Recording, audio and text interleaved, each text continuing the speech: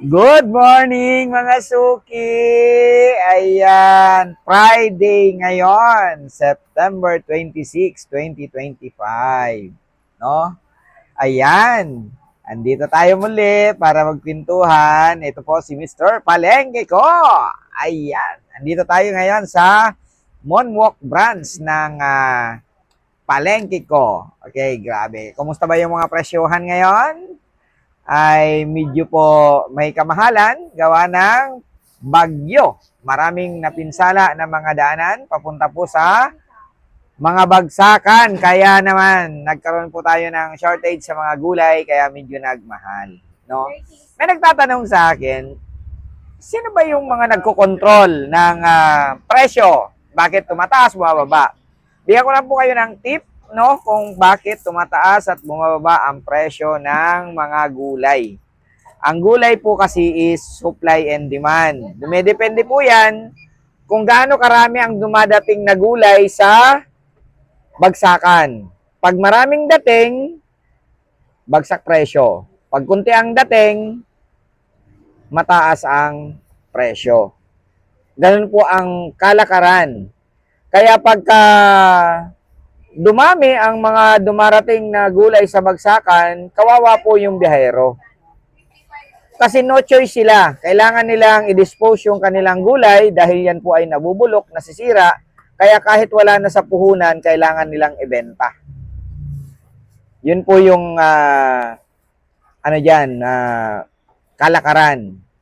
Pagka naman naka-timing yung biyahero, na siya ay naunang dumating dun sa bagsakan at maraming buyer, sumisirit naman ang presyo. Yun naman yung time na bumabawi sila dun sa kung ano yung mga nalugi sa kanila before. Ganun po ang kalakaran. Ibig sabihin, wala pong regulation ang presyo ng gulay, kaya po ito ay nag-ups and down, minsan oras nga lang nagbabago ang presyo. Ganun po ang labanan sa bagsakan, no? Kasi pag hindi ka susunod sa presyo, wala kang mabibili. Kasi lalong-lalo, pagka may tinatawag po kami na singit, oy, singit yung kalakal.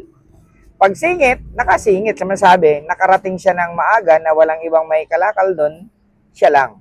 Kaya, nasusunod siya sa presyo. Pero, pag minalas-malas ka naman, at dumating ka, natambak ang gulay o ang kalakal sa bagsakan, at walang mga buyer, ayan, sila na mismo ang nagbababa ng presyo. Binabargain na nila yan, lalong-lalo pagka nag-uumaga na at wala nang gaanong buyer, halos ipamigay na. Kasi nga naman, kung hindi mo rin naman din i-dispose, ganun din ang mangyayari. Unang-una, ilalagay mo yan sa bodega, magbabayad ka ng bodega. Kinaumagahan, hindi na rin siya fresh kasi may darating na ulit na mga bago. Ngayon pa lang, i-dispose mo na hanggat maaari. O, ganun po yun. Yun po ay mga tip dun sa mga gustong magnegosyo na talagang yan po ay ma-experience nyo oras na pinasok nyo ang negosyo ng paggugulay. Ayan. Ganun po talaga. Kaya ako, aside po dito sa negosyo namin na paggugulay, ay meron pa akong another business, no? At ang negosyo po na to ay nakakatulong para sa ating kalusugan. Kami po ay dealer ng Best Barley. Ayan. Best Barley is a barley, no? Ito po ay organic barley from Australia. Bakit po ba marami ang nagmamarket ng barley? Okay, unang-una, napakarami na pong mga testimony. Marami ng mga testimony, even mga celebrity, even po yung may mga talagang may mga malalala na karamdaman, sila po mismo nag-testify na talagang ang barley ay maganda. Okay, ako personal po personal na experience. Way back mga 2010, medyo matagal-tagal na po. Mga 2010, yung father ko, dinala po siya dito sa amin sa Maynila from province, na talagang malala yung kanyang sakit. Akala nga po namin talagang katapusan niya na eh. Then, nang dinala po siya sa ospital, lahat ng mga laboratory, lahat po ng mga examination ginawa sa kanya, ultrasound, CT scan, lahat na po ginawa, Then, hanggang sa na-find out na yung kanyang liver ay marami pong mga bukol-bukol. May mga cysts sa kanyang liver. At yun yung nagpapahirap sa kanya. At according po dun sa recommendation ng doktor, ay kailangan daw po yun operahan. Kaya lang sa kami magkakapatid ay nag-uusap-usap na kung maraming bukol at operahan, ay di madudurog yung kanyang atay. Di ba? At wala pong assurance kung siya ay makaka-recover or talagang gagaling o hindi. Usually, ganun naman po talaga. Wala po siyang wala po talagang assurance, no? Then, ang ginawa po namin, nag-usap kami na take na lang sila, pa-take na lang namin yung mga food supplements na kung saan, yun din po nung time na yun, yung isa sa mga minamarket ko, no? Yung mga barley dati na nakabattle pa yun, no? Yung mga unang lumabas na mga barley. Okay, alam nyo po, ang ginawa po namin doon, sinabayan po namin siya nung isang product na isa rin sa minamarket namin, yung RGGL. Alam niyo, grabe, alam niyo po, wala po siyang ininom na anuman pong medication. Wala. Na synthetic drugs, wala po siyang ininom. Kasi tiningnan namin na yun talaga, pure barley ang pinainom sa kanya, na 3 bottle siya sa umaga, 3 bottle sa hapon, ay sa tanghali, at 3 bottle sa gabi. Ang katumbas po ng isang bottle, ang katumbas po sa ngayon ng isang bottle, ang laman po nun, yung bottle po kasi na yun, powder ang laman, lalagyan mo siya ng tubig. Ito naman ngayon, nakasachet na siya, ito po yung katumbas ng isang bottle. Kaya lang, ilalagay mo to sa bottle, tapos lalagyan mo ng tubig, saka mo aalugin para inumin. Nakaganito na po siya, hindi na po siya nakabattle kasi dagdag costing pa kasi yung bottle. Okay, ngayon, pwede mo naman itong ilagay sa baso, dun sa baso mo tunawin. Ang ininom po ng father ko, 3 sa umaga, 3 sa tanghali, 3 sa gabi. Plus, yung kanyang iniinom na RGGL, 15 capsule sa umaga, 15 sa tanghali. Yun po yung kanyang iniinom every day. Medyo malaki po yung ginastos pa namin, pero good news, after 1 month, naka-recover yung papa ko. Totally gumaling. Until now, na 2015, 2010 pa po yun. Ngayon po, 2025 na. Yung father ko po, nasa 85 years old na. Ngayon, buhay pa rin. Kicking. Ibig sabihin, ang dami na po, ang dami na. Ang dami na pong may mga nag-testimony nito. That's why marami pong nagmamarket ng barley. Kahit po sa mga online na platform, marami pong nagmamarket ng barley. Dahil po sa kasikatan ng barley, kailangan po natin maging maingat dahil marami pong mga sumasakay sa kasikatan ng barley. Marami po. Okay? Now, yun po yung maganda nito. Ano ba yung bakit? Bigyan ko lang yung idea, bakit ba maganda ang barley? No?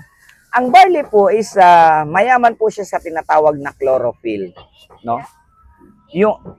Yung chlorophyll po, yan po ay nakakatulong na mag-produce ng tinatawag na red blood cell at bukod po dyan, nakakatulong po yan para lumakas yung ating immune system. Kasi sa totoo lang po, kahit hindi po tayo magpakadalubhasa, alam po natin na for you to become healthy, you need to strengthen your immune system. Yung sarili mong depensa sa katawan. Yun po. Yun lang naman ang kailangan mong gawin para manatili po tayong healthy. Kasi kung lahat ng ating mga organs ay nagpa-function, hindi ka pwedeng magkasakit.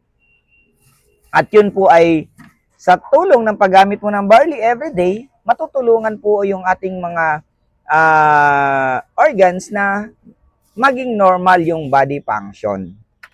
That's why, pag unti-unting normal yung body function, is yung body organs na po natin ang bahala sa ating kalusugan. Kasi sila po, yun yung trabaho po nila para ma-maintain po yung ating good health.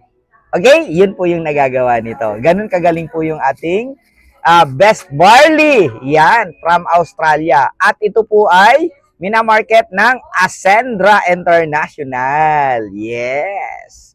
Ang Ascendra International ay isang company na itinayo o kumbaga founded po ito last June this year. At ang mga founder nito is talagang grabe. Mataas po ang credibility, mga credible na tao. Ano? Kung kilala niyo po si Mentor Joseph Lim, ang classmate ng bayan, isa po siya sa mga founder nito. Okay, grabe. Sobrang galing po ng ating barley. At ang good news, meron din po siyang ginawa na another barley. Ito naman yung Barley Fusion. Ay, Bernard, ano ba pagkakaiba ng Barley Fusion sa Best Barley? Ang Barley Fusion ay meron po itong collagen. At meron po itong glutathione. Yan. Alam naman po natin kung para saan yung collagen at kung saan yung glutathione, no? Ang glutathione is napakataas na antioxidant. Okay? Napakataas po na antioxidant at napakagaling na antioxidant. That's why, yun po mga taong umiinom ng glutathione o gumagamit ng glutathione, ang side effect po noon ay pumuputi po ang tao or pumupusyaw or tumitingkad yung kanyang kulay dahil po nalinis yung kanyang liver dahil po dun sa antioxidant. Okay? Pagka na-clean up yan, ang resulta ay di syempre magiging maganda po yung ating outer na appearance ng ating katawan. Tama? Yun po yung nagagawa niyan. Collagen naman, alam naman po natin na yan ay nakakatulong para sa elasticity ng ating skin, no? Para hindi po siya nagda-dry at hindi po siya nagsasag yung ating skin. Ganun po kaganda yung combination nitong Barley Fusion. Meron ka ng barley, may glutathione ka ba, plus may collagen. Yes, ganun po kagaling. Ano? Then also made in Australia, yung ating yung ating pong barley galing ng Australia, pero ito, minanufacture po ito ay sa Korea. Alam mo naman, pagdating po sa mga beauty products, Korea ang the best. Yan, ganun po. Yan, ganun siya kagaling. Okay? Then, eto, meron po tayong Omega Life. Omega Life is, alam niyo po yung unique dito sa, marami pong mga omega sa market. No? Maraming omega sa market.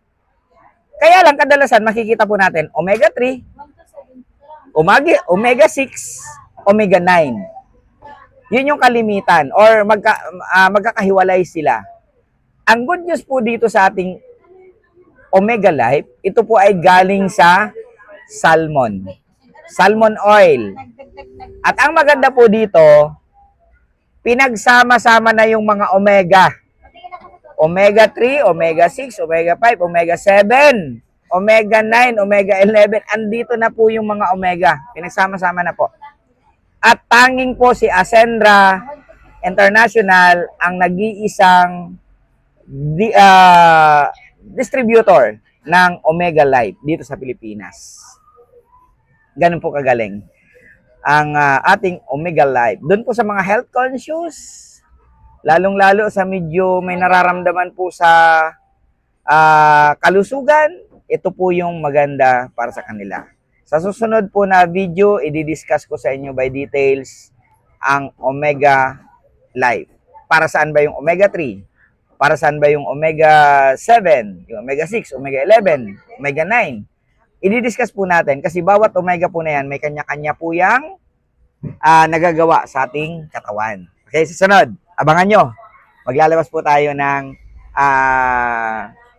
ng video na kung saan ay topic po natin is Omega Life. Okay? Yan. Ito po yung aking pinagkakabalahan sa umaga. Andito, nagbabantay. Ayan o, ako po yung kahero. Ayan, nagbabantay po ako dito sa tindahan. Ako po yung taga-sukle. At araw-araw, nandito lang po. Just imagine, nandito po ako sa tindahan, pero nagagawa ko pa rin pong mag-market through online. Oh, online to, di ba?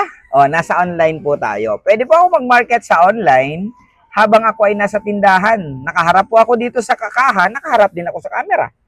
At ito ngayon, mapapanood. Ibig sabihin, pwede nyo rin po itong gawin. Pwede po kayong magkaroon ng another source of income kahit ano po yung inyong ginagawa sa buhay. Kung gusto nyo kung paano malaman, paano siya ginagawa, ask me how, turuan po kita kasi may program po kami ngayon na tinatawag pong PTS. Ano ba PTS? No? Program to Success. Yan, para matuto po kayo kung paano kumita sa social media, lalong-lalo sa TikTok. Ako po, dati akala ko ang TikTok ay pasayo-sayo lang. Nakukurnihan ako dun sa mga napapanood ko. Sabi ko, ano ba yan? Yung iba kulang na lang maghubad, di ba? Sa TikTok, para dumami ang viewers, actually hindi mo po yan kailangan gawin para kumita sa TikTok. Marami pong paraan. Pwede kang magbenta ng product, pwede kang maging content creator, pwede po kayong sikapin mo mag-trending po yung iyong account para ma-monetize ka. Marami po, no? Pwede kang mag-endorse ng product, no? Marami kang pwedeng gawin. Kung hindi mo alam paano siya ginagawa, tara, enroll kita para matuto ka. Okay na yan? Yes! Ito po muli yung ating Mr. Palengke ko. No, nandito lagi at lagi pong mag-share sa inyo tungkol sa palengke at dito sa aking negosyo ng Ascendra. Okay ba yan? Yes!